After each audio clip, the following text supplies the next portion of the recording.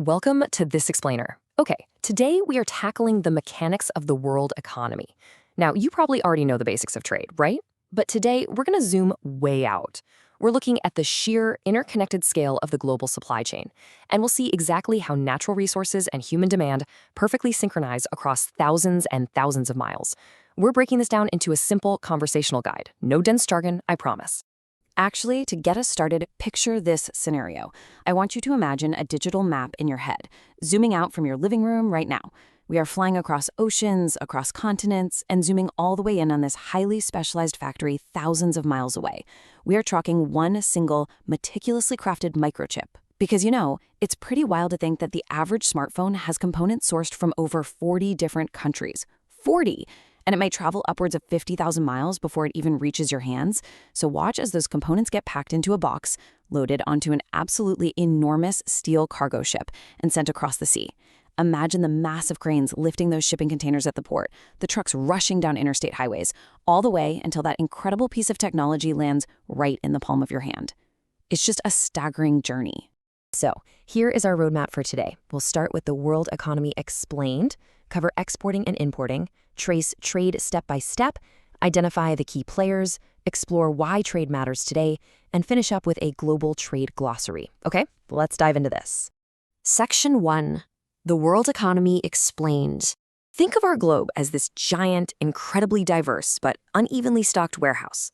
The world economy is simply the network encompassing the production, consumption, and exchange of all these goods. You see, the ultimate driver, the real problem of this whole system, is that natural resources, specialized skills, and climates just aren't distributed evenly. One country might have the absolute perfect, rich soil for growing coffee beans, while another sits on vast, deep reserves of the lithium we need for modern batteries. Basically, no single nation has absolutely everything it needs to thrive on its own. So, if that uneven distribution of the world's resources is the fundamental problem, well, global trade is humanity's ingenious solution. It's the dynamic system that connects all the dots, the exchange of capital, goods, and services across international borders. It's exactly what allows the nation with the perfect coffee climate to seamlessly use the sophisticated electronics built by the nation with the lithium. It ensures that goods flow constantly from where they are abundant to exactly where they are needed. Moving right along, Section 2. Exporting and importing.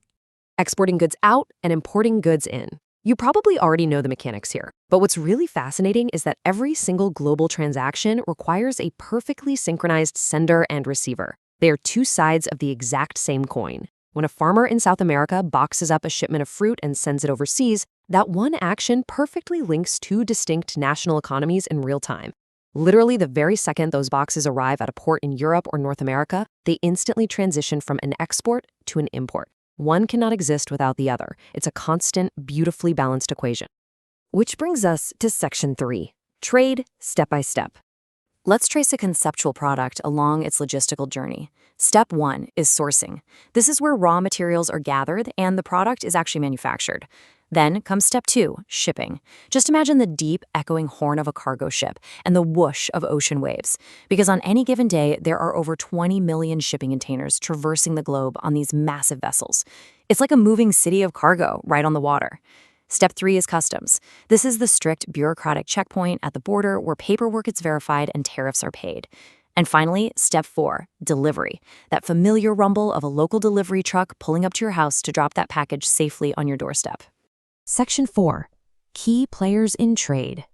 Now, this global machine relies on a few key groups pulling the levers. You have governments, who set the rules, tariffs, and trade agreements. You have multinational corporations, who design, manufacture, and market the products. You have shipping lines, providing the massive logistical muscle to physically move everything across the oceans. But now what's really interesting about this slide is the ultimate catalyst for all of this. It's everyday consumers, you and I. We actually sit right at the beating heart of this massive network. Our daily demands, our internet clicks, our purchases, they are the ultimate fuel that keeps the factories humming and those cargo ships sailing. Which brings up a very direct and honestly pretty personal question. How does all this international movement actually impact your wallet? It is so easy to think of international trade as this abstract thing that only happens in distant corporate boardrooms, but it affects you every single day. Section 5. Why trade matters today. Global trade directly affects the availability and prices of the everyday items you rely on, from your morning coffee to your electronics. Just think about your morning routine for a second. Imagine the cheerful sound of a cash register ringing up your purchases. That smartphone you use to check the weather, the roasted coffee beans you brew, the comfortable cotton clothes you put on. Almost all of them exist in your home specifically because of global trade. Without this interconnected system, the variety of items available to you would plummet drastically, and the prices of the things you could buy? They would absolutely skyrocket. It is quite literally what makes our modern, affordable lifestyle possible. And finally, Section 6, Global Trade Glossary. Rather than doing a basic rapid-fire vocabulary recap, let's look at this as our final conceptual framing: the world economy versus global trade. So, the crucial point is, think of the world economy as the giant playing field. It's the entire overarching global network of resources, production, and consumption. Global trade, on the other hand, is the actual game being played on that field to move the ball around. It's the physical exchange driving the whole system. And the mechanics driving that game? Exporting outwards and importing inwards. It is simply the constant inhale and exhale of the global market, moving resources continuously to keep the world's economic engine running. I want to leave you with this final, provocative thought. If every single purchase you make directly connects you to a vast, invisible global network, how will your next choice shape the world economy? Because every time you tap your card, you are sending a tiny ripple across oceans and continents. You are an active participant in this incredible system. Thank you so much for joining me for this explainer, and keep your eyes open to the fascinating global exchange happening all around you.